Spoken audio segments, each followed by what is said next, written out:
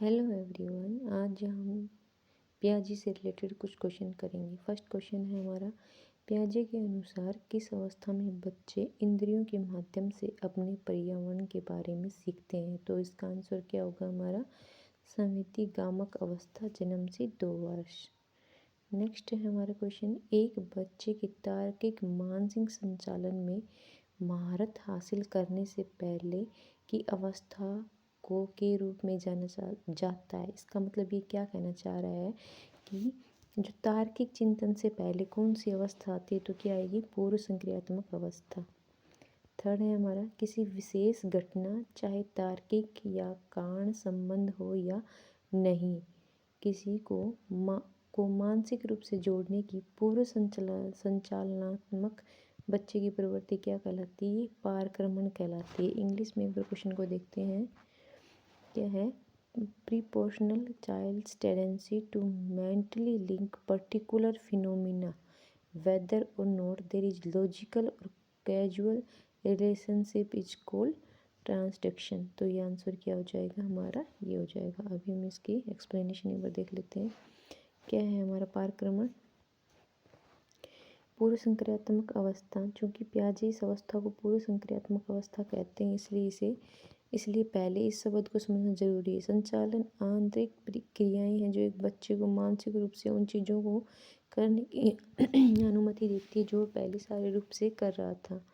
ठीक है, तो पारक्रमण क्या है, ये पारक्रमण का तात्पर्य है संज्ञानात्मक विकास के पूर्व संक्रियात्मक अवस्था में एक बच्चे की प्रवृत्ति को असंबंधित उदाहरणों के बीच संबंध स्थापित करने से है। ऐसा करने के लिए न तो निगमन और न ही आगमनात्मक साधनों का उपयोग किया जाता है। इस अवस्था के दौरान बच्चे वस्तु स्थायित्व का निर्माण करते हैं और अमूर्त मानसिक प्रक्रियाओं को विकसित करना सीखते हैं, जारी रखते हैं। इसका मतलब है कि वे भौतिक दुनिया से परे चीज़ों के बारे में सोच सकते हैं, जैसे कि अतीत में घटित हुई घटनाओं के बारे में सोच सकते हैं।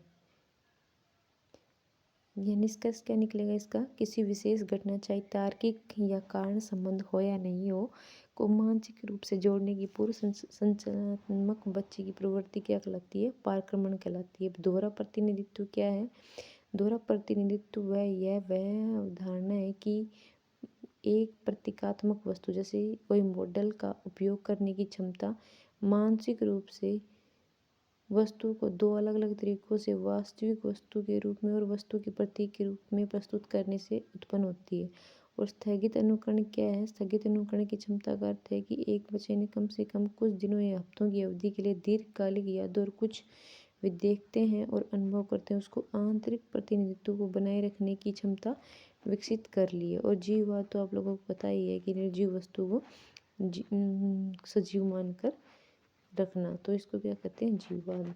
नेक्स्ट है हमारा क्वेश्चन, पियाजे मूर्त संक्रियात्मकता के बाद की अवधि में चिंतन के संदर्भ में 2 दावे करता है, निम्न कौन सा दावा सही नहीं है? तो दावा कौन सा सही नहीं है, औपचारिक संक्रियात्मक चिंतन विकास का अंतिम चरण है, ये तो सही है।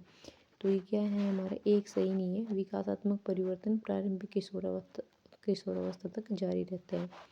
ठीक है, नेक्स्ट क्वेश्चन क्या है, बच्चे सोचते हैं कि उनके पास खिलौने सहित सब कुछ सजीव है।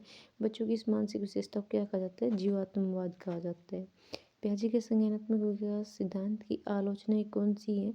तो पियाजे के संज्ञानात्मक विकास के सिद्धांत की आलोचनाएं की हैं। छोटे बच्चे की संज्ञानात्मक क्षमताओं को कम करके आंका जाता है, ये भी की है। बड़े बच्चों की संज्ञानात्मक क्षमताओं को अधिक अनुमानित किया जा सकता है, ये आंका जाता है, ये भी है। यह संज्ञानात्मक विकास पर संस्कृति के प्रभाव पर विचार नहीं करता, ये भी है। A B C. और भी इसके एक्सप्लेनेशन में क्या है, यहाँ पे है, देखो 1992 में वेल्टन बताते हैं कि पियाजे ने छोटे बच्चों को कम करके आंका है और बड़े बच्चों को संज्ञानात्मक क्षमता को अधिक अनुमानित आंका है। बोवर क्या कहते हैं कि पियाजे के अनुसार विचार पहले, वस्तु स्थायित्व। बोवर क्या कह रहे हैं, बोवर और हारिस ने अपने शोध में पाया कि कुछ बच्चे पियाजे के विचार से पहले वस्तु स्थायित्व विकसित करते हैं। और वाइगोत्स्की ने क्या किया है, क्या कहा है, पियाजे का अध्ययन जिनेवा के बच्चों पर आधारित है, जहाँ बच्चों को कुछ विशेष प्रकार के चिंतन में प्रशिक्षित किया जाता है। उन्होंने पर्यावरण पर बाल बौद्धिक विकास के प्रभाव को नजरअंदाज किया। ठीक है, तो ये हमारे पॉइंट्स हैं। नेक्स्ट क्या है हमारा, पियाजे के अनुसार बच्चा दूसरों के दृष्टिकोण को समझने में असमर्थ होता है, वह केवल उसी के बारे में बात करता है जो वह चाहता है। बच्चा के किससे संबंधित में है, केंद्रित वाक से। नेक्स्ट हमारा क्या है, ये है हमारे पास मैच करने। तो संवेदी पेशी अवस्था किससे है, वस्तु स्थायी से, यानी 1 का 3। पूर्व संक्रियात्मक अवस्था में क्या आएगा हमारा, अब हम इसमें देख लेते हैं पूर्व संक्रियात्मक अवस्था में क्या है, मूर्त संक्रियात्मक में क्या आएगा और अमूर्त में क्या आएगा। तो हमारा मूर्त में तो क्या आ जाएगा, इसको एक बार इंग्लिश में ट्रांसलेट कर लेते हैं।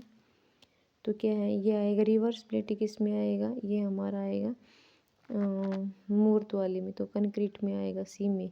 तो सी का 1 हमारा किस में, इन दोनों में है। फिर हमारा क्या है, औपचारिक फॉर्मल ऑपरेशन स्टेज कौन सी होती है, हाइपोथेसिस वाली।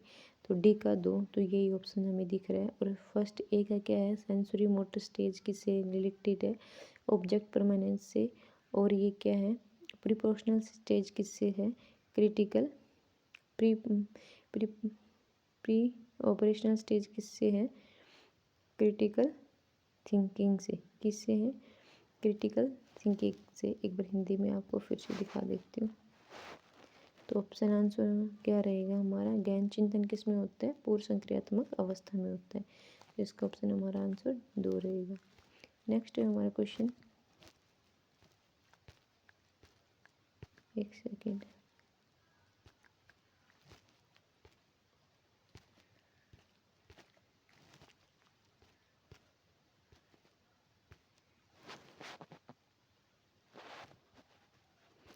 नेक्स्ट क्वेश्चन कौन सा है हमारा, एक सेकेंड।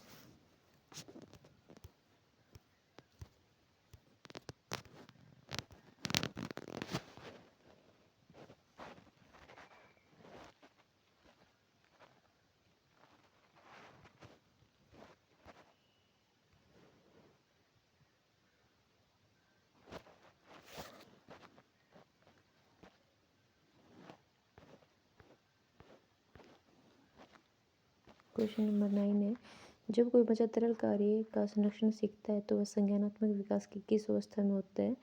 जी, संरक्षण का भी कहीं पे भी नाम आएगा तो हमारे किस में जाएगा, मूर्त संक्रियात्मक अवस्था में जाएगा, कंजर्वेशन से रिलेटेड है।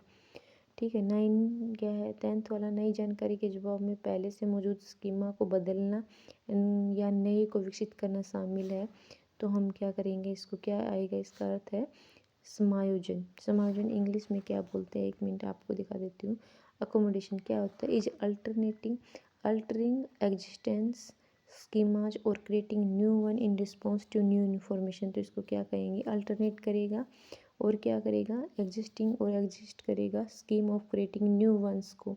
तो क्या हो, न्यू इन्फॉर्मेशन को तो क्या बोलेंगे, इसको अकोमोडेशन बोलेंगे, यानी कि समायोजन बोलेंगे। ठीक है, तो ये हमारे 10 क्वेश्चन है। Okay, thanks for watching.